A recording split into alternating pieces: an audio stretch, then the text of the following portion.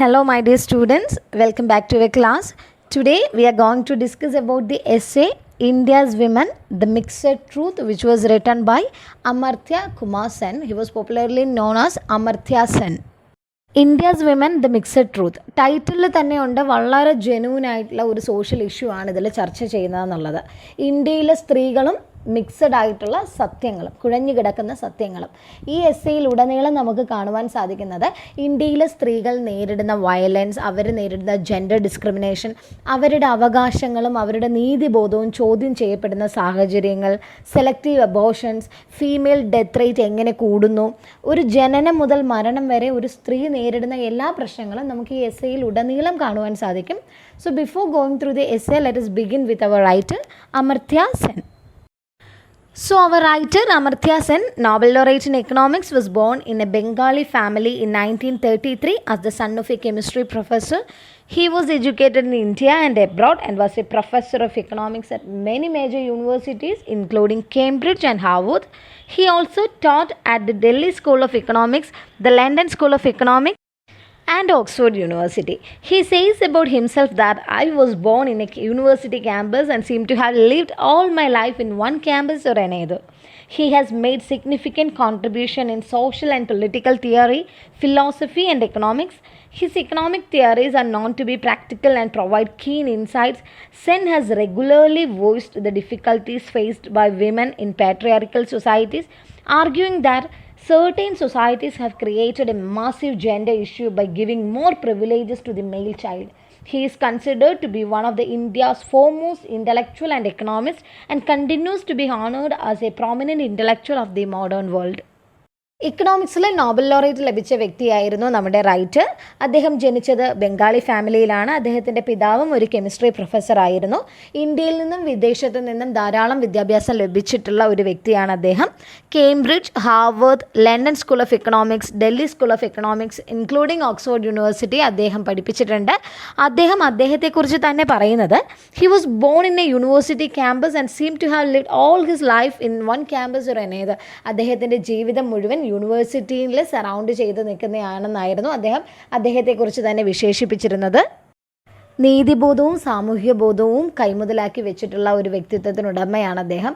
കൂടാതെ സ്ത്രീകൾ നേരിടുന്ന എല്ലാ പ്രശ്നങ്ങൾക്കും എതിരെ, അവർ നേരിടുന്ന വയലൻസ്, അവർ നേരിടുന്ന ഡിസ്ക്രിമിനേഷൻസ്, അവർ നേരിടുന്ന ഇൻജസ്റ്റിസസ്, ഇതിനെതിരെ എല്ലാം ശബ്ദമുയർത്തിയ വ്യക്തിയാണ് അദ്ദേഹം. ഈ സോക്കോൾഡ് മെയിൽ പ്രിഫറൻസ് ഇല്ലേ, അതായത് ആൺകുട്ടികളായി ജനിച്ചവർക്ക് എന്നും ആ ഒരു സൊസൈറ്റിയിൽ പണ്ടത്തെ കാലം മുതൽക്ക് തന്നെ ആ സൊസൈറ്റിയിൽ ഒരു പ്രിഫറൻസ് ആണ്, അവർക്കൊരു പ്രയോറിറ്റിയാണ്. അങ്ങനെയുള്ള ഒരു വേർതിരിവിനെയും അദ്ദേഹം ചോദ്യം ചെയ്തിട്ടുണ്ട്. അതുകൊണ്ട് തന്നെ he is considered to be one of the India's foremost intellectual and economist and continues to be honoured as a prominent intellectual of the modern world. Let us move on to our essay, India's Women, the Mixed Truth, which was published in the New York Review of Books in 2013. Our writer discusses some of the possible reasons for violence against women in India. He believes that female schooling is one of the most liberating factors in reducing gender discrimination in general. നമ്മുടെ essay publish ചെയ്തത് 2013 New York review of ബുക്സിലാണ്. ഇവിടെ writer discuss ചെയ്യുന്നത് ഇന്ത്യയിലെ സ്ത്രീകൾ ഏതൊക്കെ സാഹചര്യത്തിലാണ് violence നേരിടേണ്ടി വരുന്നത്, എന്തുകൊണ്ടാണ് അവർക്ക് ഈ വയലൻസ് ഒക്കെ നേരിടേണ്ടി വരുന്നത്. നമുക്കറിയാം ഇന്നത്തെ സമൂഹത്തിൽ സ്ത്രീകൾ നേരിടുന്ന ട്രബിൾസ് എന്തൊക്കെയാണെന്നുള്ളത്. ഇന്നത്തെ സമൂഹത്തിലെ ഇങ്ങനെയാണെന്നുണ്ടെങ്കിൽ കുറച്ച് പാട്രിയാർക്കൽ ആറ്റിറ്റ്യൂഡ് കാണിച്ചിരുന്ന ആ ഒരു ടൈം നമ്മൾ കുറച്ച് കാലഘട്ടങ്ങൾ മുൻപായി ചിന്തിച്ചു കഴിഞ്ഞാൽ നമുക്കറിയാം ഏതൊക്കെ രീതിയിൽ പാട്രിയാർക്കൽ സൊസൈറ്റി എത്രത്തോളമാണ് അവരുടെ ഫ്രീഡം ഓഫ് എക്സ്പ്രഷൻ, അവരുടെ നീതിബോധമൊക്കെ ക്വസ്റ്റ്യൻ ചെയ്തതെന്ന് നമുക്ക് നന്നായിട്ട് അറിയാൻ സാധിക്കും. അപ്പോൾ അദ്ദേഹം പറയുന്നത് അത് തന്നെയാണ്, കാലാകാലങ്ങളായി വരുന്ന ഈ ഒരു മെയിൽ പ്രിഫറൻസിനെ എങ്ങനെ നമുക്കൊരു ലിമിറ്റേഷൻ കൊണ്ടുവരാൻ സാധിക്കും. അതിനുള്ള ഒരു വഴി എന്ന് പറയുന്നത് സ്ത്രീകൾക്ക് വിദ്യാഭ്യാസം കൊടുക്കുക എന്നതാണ്. സ്ത്രീകൾക്ക് വിദ്യാഭ്യാസം കൊടുക്കുക വഴി ഈ ഒരു സോക്കോൾഡ് മെയിൽ പ്രിഫറൻസിന് ഒരുവിധം നമുക്ക് ലിമിറ്റേഷൻസിലോട്ട് എത്തിക്കാനായിട്ട് സാധിച്ചിട്ടുണ്ട്. നമുക്ക് ഈ എസ്സേ ഒന്ന് വായിക്കാം. A distressing aspect of gender bias in India that shows little sign of going away is the preference for boys over girls.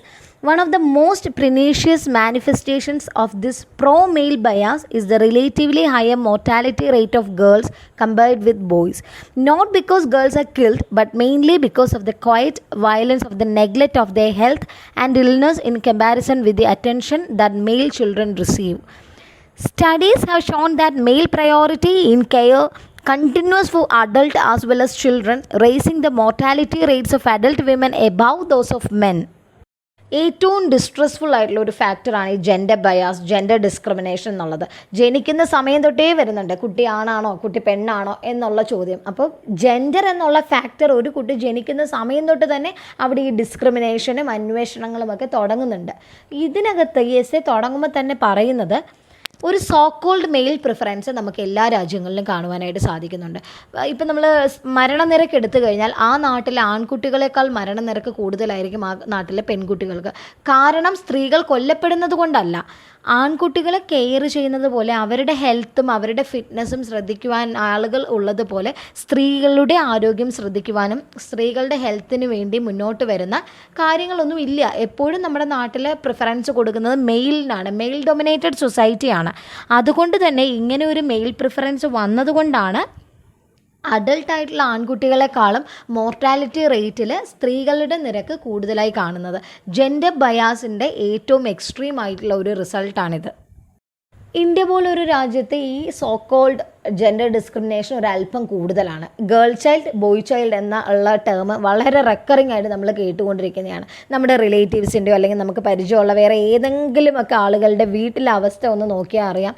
അവരൊക്കെ ആഗ്രഹിക്കുന്നത് ആദ്യത്തെ കുട്ടി ആണാവണം എന്നാണ്. ഒട്ടുമിക്ക ആൾക്കാരും, ഇന്ന് കുറച്ച് മാറ്റങ്ങൾ വന്നിട്ടുണ്ട്, എന്നാൽ പോലും ആദ്യത്തെ കുട്ടി ആൺകുട്ടിയാവണം. ഇപ്പം ഒരു ഹോസ്പിറ്റലൈസ്ഡ് ആയിട്ടുള്ള ഒരു ഡെലിവറി ടൈമിലാണെങ്കിൽ പോലും കുട്ടി ആണാണോ എന്നാണ് ആദ്യം ചോദിക്കുന്നത്. കുട്ടി ഹെൽത്തി ആണോ എന്ന് ചോദിക്കാറില്ല, ആൺകുട്ടിയാണോ എന്ന് ചോദിക്കും. അതേസമയം പെൺകുട്ടിയാണെന്ന് അറിഞ്ഞു കഴിഞ്ഞാൽ പെണ്ണാണല്ലേ, ഇനി ബാധ്യതയാണല്ലോ. ഈ ഒരു സ്റ്റേറ്റ് ഓഫ് മൈൻഡാണ് നമ്മുടെ ആളുകൾക്ക്. എത്ര ശ്രമിച്ചാലും ഇങ്ങനെ ഒരു വിവരമില്ലാത്ത രീതിയിൽ ചിന്തിക്കുന്ന ആളുകളുടെ എണ്ണം ഇന്നത്തെ സമൂഹത്തിലും ഉണ്ട്. ബോയ് പ്രിഫറൻസ് എന്ന ടേം അദ്ദേഹം ഈ എസ്സേയിൽ ഉപയോഗിക്കുന്നത് തന്നെ ഇതുകൊണ്ടാണ്. ഇന്ത്യയിൽ മാത്രമല്ല മറ്റ് രാജ്യങ്ങളിലും ഇത്തരം പ്രവണത കൂടുതലാണെന്നാണ് അദ്ദേഹം ഈ ആർട്ടിക്കിളിലൂടെ പറയുന്നത്. A distinct bias of boy preference can be found in countries extending from North Africa and West Asia to South Asia, including India and East Asia, including China.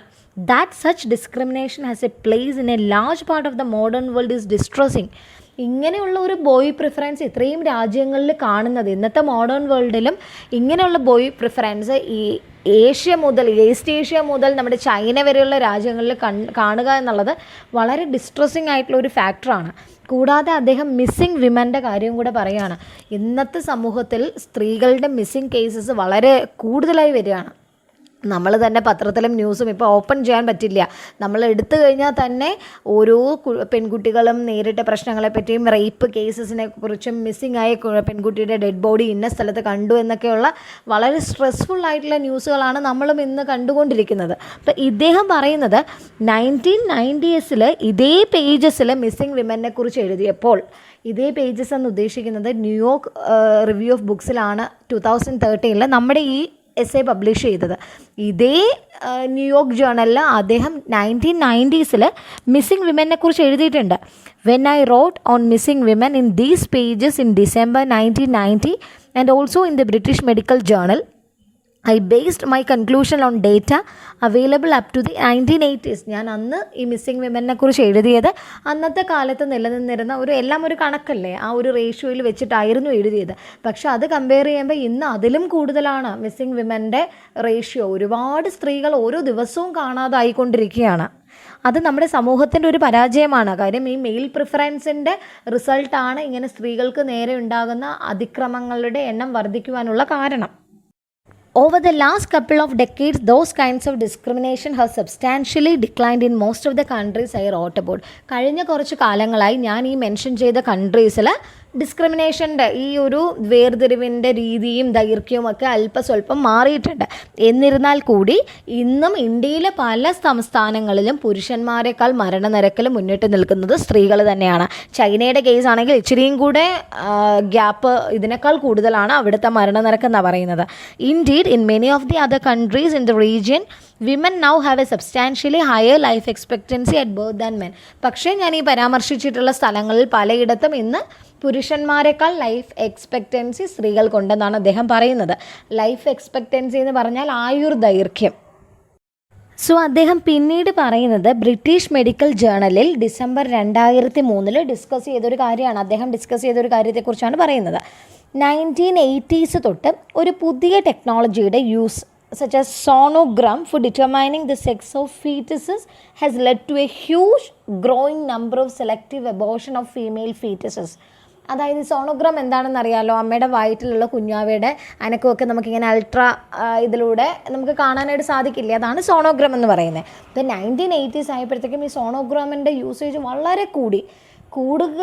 അതിന് പോസിറ്റീവ് ആസ്പെക്ട്സ് ഉണ്ട്. കാരണം കുട്ടികളുടെ ചലനമൊക്കെ ഡോക്ടേഴ്സിന് നല്ല രീതിയിൽ അറിയാൻ പറ്റുന്നത് സോണോഗ്രാം യൂസ് ചെയ്യുമ്പോഴാണ്. പക്ഷേ ഇവിടെ അദ്ദേഹം അതിൻ്റെ നെഗറ്റീവ് ആസ്പെക്റ്റാണ് പറയുന്നത്. കാര്യം കുട്ടിയുടെ സെക്സ് നമുക്ക് മനസ്സിലാക്കാനായിട്ട് സാധിക്കും. ആണാണോ പെണ്ണാണോ എന്ന് മനസ്സിലാക്കാൻ സാധിക്കുകയും ചെയ്യും. അമ്മയുടെ വയറ്റിലുള്ളത് ആൺകുട്ടിയാണെങ്കിൽ ദേ ഓൾ ആർ ഹാപ്പി, അവർ ഭയങ്കര ഹാപ്പിയാണ്. കാര്യം ആൺകുട്ടിയാണ്, വീട്ടിൽ പുതിയൊരു വീട് നോക്കാൻ ഒരാളായി, അങ്ങനെ ഒരു മെൻറ്റാലിറ്റിയാണ് ഉള്ളത്.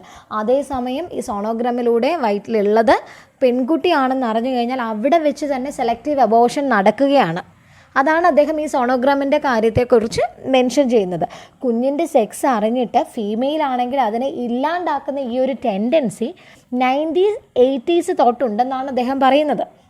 ഇപ്പം നമ്മൾ ചില സ്കാനിങ് സെൻറ്റേഴ്സിലൊക്കെ പോയാൽ നമുക്കറിയാം, അവിടെ ഇങ്ങനെ കുഞ്ഞ് ഏതാണ് എന്ന് നമ്മളോട് പറയാനായിട്ട് പാടില്ല. നമ്മൾ ചോദിക്കാറുമില്ല. ഇപ്പം ഇങ്ങനെയുള്ള ആണോ പെണ്ണാണോ എന്നൊന്നും നമുക്ക് തിരിച്ചറിയാൻ സാധിക്കില്ല. പക്ഷെ അന്നത്തെ കാലത്ത് ഈ സെക്സ് നമുക്ക് മനസ്സിലാക്കാൻ പറ്റുന്ന ടൈമിൽ കുട്ടി ആണാണ് പെണ്ണാണെന്ന് അവർ തിരിച്ചറിയുന്ന പക്ഷം പെൺകുട്ടിയാണെന്നുണ്ടെങ്കിൽ അതിനെ കൊന്നുകളയുകയായിരുന്നു, വയറ്റിൽ വെച്ച് തന്നെ ഇല്ലാണ്ടാക്കുകയായിരുന്നു. Here he used a term called natality discrimination. ഇവിടെ അദ്ദേഹം ഒരു ടേം യൂസ് ചെയ്യുന്നുണ്ട്, നെയ്റ്റാലിറ്റി ഡിസ്ക്രിമിനേഷൻ എന്നുള്ളത്. Which means selective abortion of female foetuses. ബേർത്തിൽ തന്നെ, നെയ്റ്റാലിറ്റി മീൻസ് ബേർത്ത് എന്നാണ് ഉദ്ദേശിക്കുന്നത്. അതായത് വയറ്റിൽ വെച്ച് തന്നെ കുഞ്ഞുങ്ങളെ ഇങ്ങനെ സെലക്റ്റീവായിട്ട് ഫീറ്റസിൽ വെച്ച് തന്നെ കൊല്ലുന്ന ആ ഒരു ഇതിനെയാണ് നെയ്റ്റാലിറ്റി ഡിസ്ക്രിമിനേഷൻ എന്നതുകൊണ്ട് ഉദ്ദേശിക്കുന്നത്. ഇതിനെ അദ്ദേഹം മറ്റൊരു രീതിയിലും കൂടെ സെറ്റേറിക്കലായിട്ട് പറയുന്നുണ്ട്. ഇത് high tech manifestation of preference for boys എന്നാണ് അദ്ദേഹം പറയുന്നത്. ഇങ്ങനെയുള്ളൊരു കൗണ്ടർ ആക്ടിങ് ഇൻഫ്ലുവൻസ് ഉണ്ടായെങ്കിൽ പോലും, അതായത് അമ്മയുടെ വയറ്റിൽ വെച്ച് തന്നെ കുഞ്ഞാവ പെൺകുട്ടിയാണെന്ന് അറിഞ്ഞു കഴിഞ്ഞാൽ അതിനെ ഇല്ലാണ്ടാക്കി കഴിഞ്ഞാൽ പോലും മിസ്സിങ് റേറ്റിൽ, സ്ത്രീകൾ മിസ്സാവുന്ന ഒരു മിസ്സിങ് ഫീമെയിൽ റേറ്റിൽ മാറ്റം വന്നിട്ടില്ല. കാര്യം ഇതും മിസ്സിങ് ആയിരുന്ന ചൈൽഡ് തന്നെയാണ്. ആൺകുട്ടി പെൺകുട്ടി വേർതിരിവ് മനസ്സിലാക്കി പെൺകുട്ടി ആയതുകൊണ്ട് അതിനെ ഇല്ലാണ്ടാക്കിയത്. അപ്പോൾ ആ കുട്ടിയും വയറ്റിൽ വെച്ച് തന്നെ മിസ്സാവുകയാണ്. അപ്പോൾ അദ്ദേഹം പറയുന്നത് ചൈനയിലും ഇന്ത്യയിലും ഇങ്ങനെയുള്ള മിസ്സിങ് വിമനിൻ്റെ പ്രപ്പോർഷനിൽ മാറ്റമൊന്നും വന്നിട്ടില്ല. തുടർന്ന് അദ്ദേഹം ഫീമെയിൽ എഡ്യൂക്കേഷൻ്റെ ഇമ്പോർട്ടൻസിനെ കുറിച്ചാണ് പറയുന്നത്. Women's education, which has been a powerful force in reducing mortality discrimination against women and also in achieving other important social objectives such as the reduction of fertility rates, has not been able to eliminate, at least not at natality discrimination. സ്ത്രീകളുടെ വിദ്യാഭ്യാസം വളരെ പവർഫുള്ളാണ്. കാര്യം ഒരു പരിധിവരെ mortality റേറ്റിനെ കുറയ്ക്കുവാനായിട്ട്, reduce ചെയ്യാനായിട്ട് അത് സാധിച്ചിട്ടുണ്ട്. എന്നിരുന്നാൽ കൂടി നെയ്റ്റാലിറ്റി ഡിസ്ക്രിമിനേഷനെ കംപ്ലീറ്റ് ആയിട്ട് ഇല്ലാണ്ടാക്കാൻ വിമൻ എഡ്യൂക്കേഷനെ കൊണ്ടും സാധിച്ചിട്ടില്ല. Still we must not underestimate the effect of women's education. There is definitive empirical evidence that women's literacy and schooling cut down child mortality and work against the selective neglect of the health of girls. They are also the strongest influence among all relevant causal factors in cutting down fertility rates. ഒരിക്കലും അദ്ദേഹം സ്ത്രീകളുടെ വിദ്യാഭ്യാസത്തിനെ വില കുറിച്ച് കാണുന്നതല്ല. സ്ത്രീകളുടെ literacy child mortality റേറ്റിനെ ഒരുപാട് cut off ചെയ്തിട്ടുണ്ട്. പെൺകുഞ്ഞിൻ്റെ ആരോഗ്യത്തിന് കൂടുതൽ പരിഗണന ലഭിക്കുകയും പെൺകുട്ടികളോടുള്ള അമ്മമാരുടെ ആറ്റിറ്റ്യൂഡിൽ മാറ്റം വരികയും ചെയ്തു. That is only because of women education and this is the strongest influence of women education. സ്ത്രീകൾക്ക് വിദ്യാഭ്യാസം ലഭിച്ചതുകൊണ്ടും അവർ ലിറ്ററേറ്റ് ആയതുകൊണ്ടും മാത്രമാണ് അവർക്ക് അവരുടെ ഫാമിലി ഡിസിഷനിൽ ശബ്ദമുയർത്തി സംസാരിക്കുവാനും തീരുമാനങ്ങൾ എടുക്കുവാനുള്ള കഴിവ് കിട്ടിയത്. നമുക്കറിയാം ബംഗ്ലാദേശിലൊക്കെ എന്ന് പറയുന്നത് ചൈൽഡ് മാരേജ് ഏറ്റവും കൂടുതലായിട്ട് കാണപ്പെടുന്ന സ്ഥലങ്ങളാണ്. അവിടെയൊക്കെ സ്ത്രീകൾക്ക് എഡ്യൂക്കേഷൻ കിട്ടിയതിന് ശേഷമാണ് പിന്നീടും കുറേ മാറ്റങ്ങളിലേക്ക് വന്നത്. നോർത്ത് ഇന്ത്യയിലൊക്കെ ഒരുപാട് സ്ഥലത്ത് നമുക്കറിയാൻ പോലും പറ്റാത്ത, ന്യൂസിലൂടെയൊന്നും നമ്മൾ അറിയാത്തതാണ്, പല സ്ഥലത്തും ഇപ്പോഴും ചൈൽഡ് മാരേജ് നടക്കുന്നുണ്ട്. എന്നാൽ വ്യക്തമായ വിദ്യാഭ്യാസം ലഭിച്ചു കഴിഞ്ഞാൽ സ്ത്രീകളുടെ അവകാശങ്ങളെ ചോദ്യം ചെയ്യുന്ന സന്ദർഭങ്ങളിൽ സ്ത്രീകൾക്ക് തന്നെ അവർക്ക് വേണ്ടി സംസാരിക്കുവാനുള്ള അവസരം ലഭിക്കും, വ്യക്തമായ വിദ്യാഭ്യാസം ഉണ്ടെങ്കിൽ. അപ്പം ഈ ചൈൽഡ് മോർട്ടാലിറ്റി റേറ്റിലും സ്ത്രീകളുടെ ആരോഗ്യനിലയിലുമൊക്കെ ഇത്രയും ഒരു മെച്ചപ്പെട്ട ഇമ്പ്രൂവ്മെൻറ്റ് വന്നത് സ്ത്രീകൾക്ക് എഡ്യൂക്കേഷൻ ഉണ്ടായതുകൊണ്ട് മാത്രമാണെന്നാണ് അദ്ദേഹം പറയുന്നത് ഈ എസ്സേയിൽ. ഒരുപാട് സ്ത്രീകൾക്ക് പ്രഗ്നൻസി ആയാലും പ്രശ്നങ്ങൾ ഉണ്ടായിട്ടുണ്ട്. കാരണം എഡ്യൂക്കേഷൻ ഒന്നും ലഭിക്കാതെ, പ്രോപ്പർ കൗൺസിലിംഗ് ഒന്നും ലഭിക്കാതെ, സ്കൂളിലും കോളേജിലും ഒന്നും പോകാതെ പുറത്ത് എത്രത്തോളം ഓപ്പർച്യൂണിറ്റീസ് ആണ് എഡ്യൂക്കേറ്റഡ് വിമൻ ഉള്ളതെന്നറിയാതെ മാരിറ്റൽ ലൈഫിലോട്ട് ചെന്ന് പെടുമ്പോഴത്തേക്കും അവർ ആദ്യം നേരിടുന്ന സ്റ്റേജാണ് പ്രഗ്നൻസി സ്റ്റേജ് എന്ന് പറയുന്നത്. പ്രഗ്നൻസി എന്ന് പറയുന്നത് റെസ്പെക്റ്റബിൾ ആയിട്ടുള്ള ഒരു സ്റ്റേജ് തന്നെയാണ്. പക്ഷേ പല ആളുകളും, പല പെൺകുട്ടികളുടെ അവസ്ഥ വീട്ടുകാരുടെ പ്രഷർ കാരണം അല്ലെങ്കിൽ ഹസ്ബൻഡിൽ നിന്നുള്ള പ്രഷർ കാരണവും അവരുടെ വില്ലിങ്നെസ്സിനപ്പുറമാണ് അവർ ഈ പ്രഗ്നൻസി എന്ന സ്റ്റേജിലോട്ട് എത്തുന്നത്. അപ്പോൾ ഇങ്ങനൊരു മാരിറ്റൽ ലൈഫിൽ പ്രവേശിക്കുമ്പോൾ അവർ നേരിടേണ്ടി വരുന്നതും കൂടാതെ കുഞ്ഞുങ്ങൾ കൂടി എത്തുമ്പോൾ മറ്റൊരു കഷ്ടതയുടെ ഒരു ലെവലിലോട്ടാണ് അവർ അനുഭവിക്കുന്നതും അവരെത്തിച്ചേരുന്നത്. എഡ്യൂക്കേഷൻ കാരണം അവർക്ക് ഇൻഡിപെൻഡൻറ്റ് ഇൻകം ലഭിക്കുകയും ഈ ഒരു പ്രവണതയിൽ അവർക്ക് മാറ്റം വന്നിട്ടുമുണ്ട്. That has the effect of sharply reducing child bearing. സ്വന്തമായിട്ട് തീരുമാനങ്ങൾ എടുക്കുവാനായിട്ട് സ്ത്രീകൾക്ക് സാധിച്ചത് എഡ്യൂക്കേഷൻ വഴിയാണ്. അങ്ങനെ എഡ്യൂക്കേഷൻ ലഭിച്ചതുകൊണ്ട് അവർക്ക് എപ്പോൾ കുട്ടികൾ വേണം എന്നുള്ളതിന് ഇപ്പോൾ പലയിടത്തും സ്വന്തമായ അവരുടെ തീരുമാനങ്ങൾക്കും കൂടി വില കൽപ്പിക്കുന്ന രീതിയിലോട്ട് ഇപ്പോൾ മാറിയിട്ടുണ്ട്. ബംഗ്ലാദേശിൻ്റെ കാര്യം അദ്ദേഹം വീണ്ടും പറയുന്നുണ്ട്.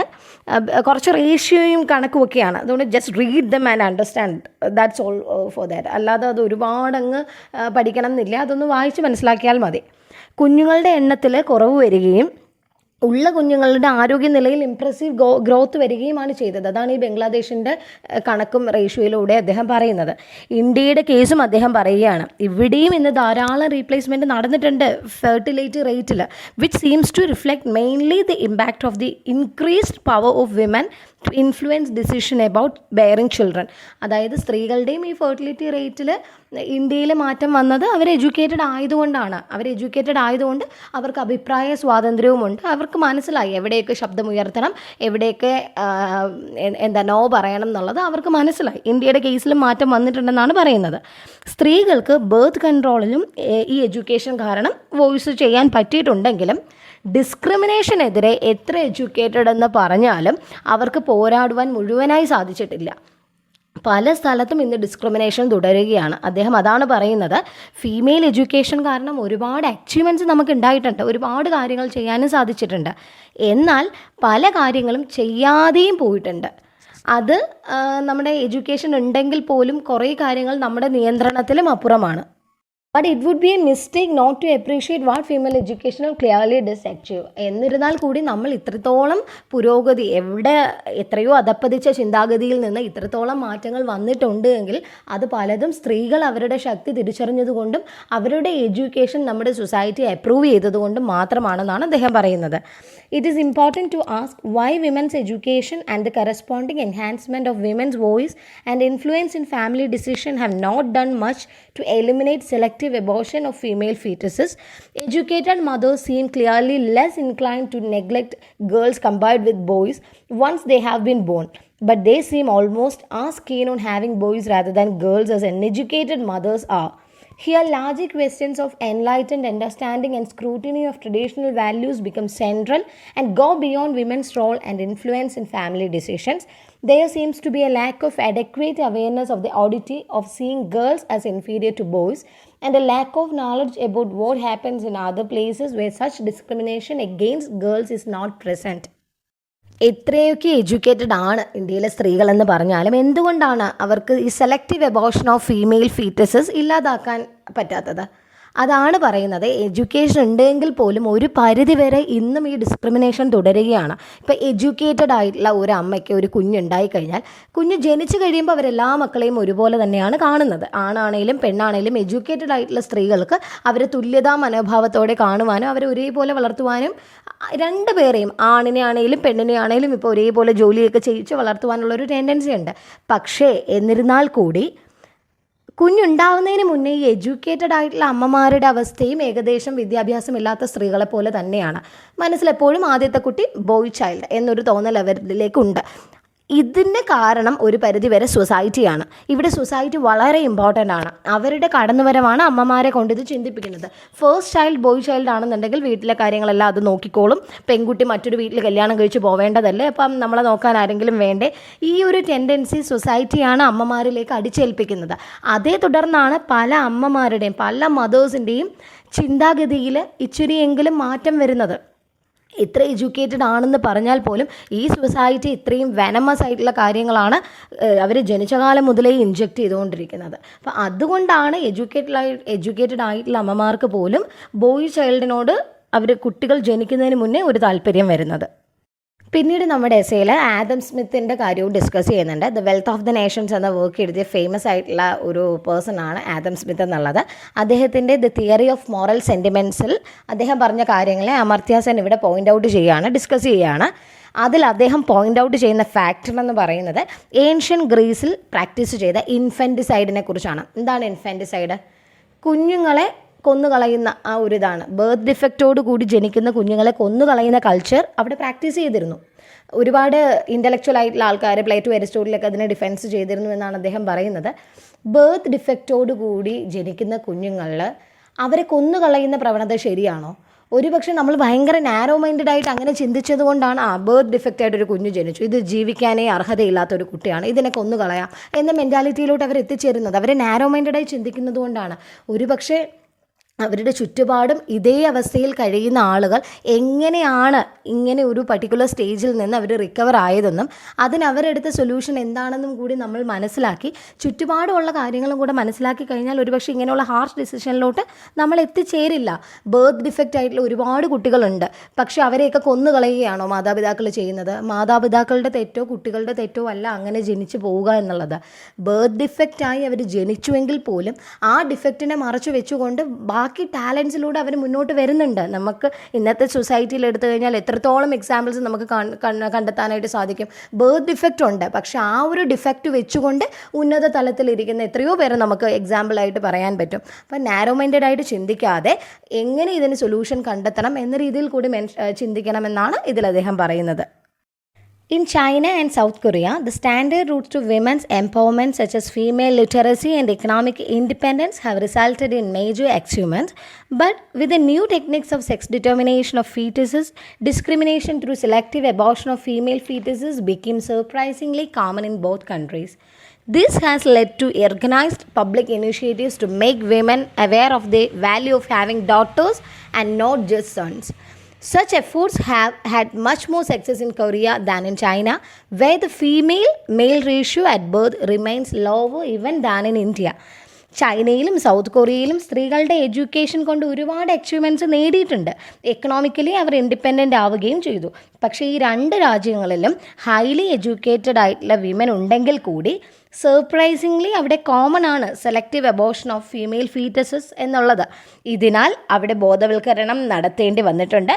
അങ്ങനെ സ്ത്രീകൾക്ക് പെൺകുട്ടികൾ ഉണ്ടാകുന്നതും വളരെ വിലപ്പെട്ട കാര്യമാണ് എന്ന രീതിയിലുള്ള ക്യാമ്പയിനും അവിടെ നടത്തി. Such efforts have had much more success in Korea than in China, where the female-male ratio at birth remains lower even than in India. അത് ഒരുപാട് സക്സസ്ഫുൾ ആയി മാറുകയും ചെയ്തു ഈ ക്യാമ്പയിനൊക്കെ.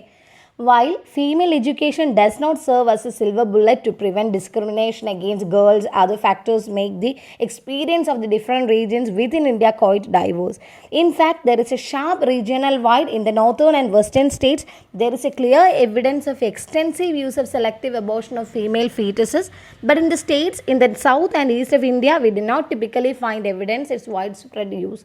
അതായത് സിൽവർ ബുള്ളറ്റ് എന്ന് പറഞ്ഞാൽ സിമ്പിളായിട്ടുള്ള മാജിക്കൽ പ്രോസസ്സ്, അതായത് ഉടനടി സൊല്യൂഷൻ.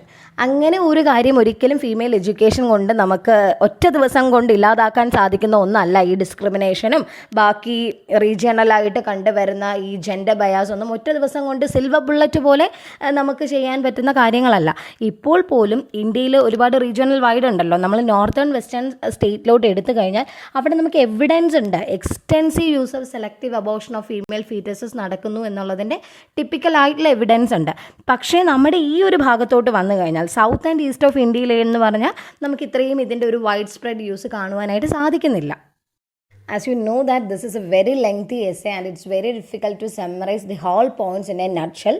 സോ ഞാൻ ശ്രമിക്കാം കുറച്ചും കൂടെ സമ്മറൈസ് ചെയ്ത് ഇത് പറയുവാനായിട്ട്. ലെങ്തി ആയതുകൊണ്ട് എത്രത്തോളം ഷോർട്ടാക്കി പറഞ്ഞാലും ഇത്രയും സമയം ഇതിനെടുക്കും. Okay, coming back to our essay. പിന്നീട് അദ്ദേഹം പറയുന്നത് ഗേൾസിനേക്കാൾ ലോകത്ത് കൂടുതൽ ജനിക്കുന്നത് ബോയ്സ് ആണ്. റേഷ്യോ സൂചിപ്പിച്ചുകൊണ്ടാണ് അദ്ദേഹം ഈ കാര്യം പറയുന്നത്. പക്ഷേ സർവൈവലിൻ്റെ കാര്യം വരുമ്പോൾ ഫീമെയിൽ ആണ് ബെറ്റർ.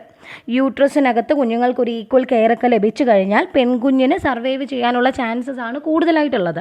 ബിറ്റ്വീൻ 2005 to 2010 എങ്ങനെയാണ് ആവറേജ് റേഷ്യോ എന്ന് അദ്ദേഹം ഈ ഒരു ഭാഗത്തിൽ പറഞ്ഞു തരുന്നുണ്ട്. The average ratio of female to male birth for Europe as a whole was 943 female per 1000 males. European കൺട്രീസിൽ പ്ലോസിബിൾ ആയിട്ടുള്ള വേരിയേഷൻ ഉണ്ടെന്നും കൂടി അദ്ദേഹം പറയുന്നു. പല പ്ലേസിലെയും കണക്കുകൾ നോക്കുമ്പോൾ സെലക്റ്റീവ് അബോർഷൻ നടക്കുന്നുണ്ട് എന്ന് തന്നെ നമുക്ക് വ്യക്തമായി പറയാം.